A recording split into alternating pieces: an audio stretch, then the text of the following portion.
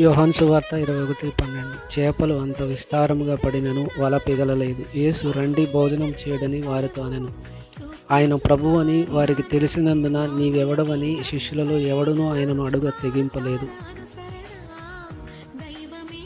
శిష్యులు చేపలు పట్టడం ద్వారా అలసటతో కూడిన రాత్రిని ముగించినప్పుడు యేసు సముద్ర తీరంలో వారికి అల్పాహారం సిద్ధం చేస్తున్నాడు. స్నేహితులు ఒకరితో ఒకరు ఎలా ప్రవర్తించాలో చెప్పడానికి ఆయన మనకు సరియైన మాదిరి. యేసు విచారకరమైన సమయాల్లో మనల్ని ఓదార్చాడు. సంతోషకరమైన క్షణాల్లో ఆయన మనతో తన ఆనందాన్ని జరుపుకుంటాడు. మరియు మనం భయపడినప్పుడు మన హృదయాలను ధైర్యపరిచి శాంతింపజేస్తాడు. ఆయన మన వెలుగు మరియు మన రక్షణ, మన విలువైన రక్షకుడు మరియు నిజమైన స్నేహితుడు.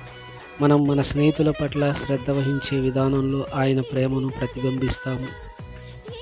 ప్రియమైన దేవా, మీరు మాకు ఇచ్చిన స్నేహితులకై మేము కృతజ్ఞులం. మరియు యేసు మన పట్ల శ్రద్ధ వహిస్తున్నట్లుగా వారి పట్ల శ్రద్ధ వహించడానికి మనం గౌరవించబడ్డాం. యేసు నామములో ఆమేన్.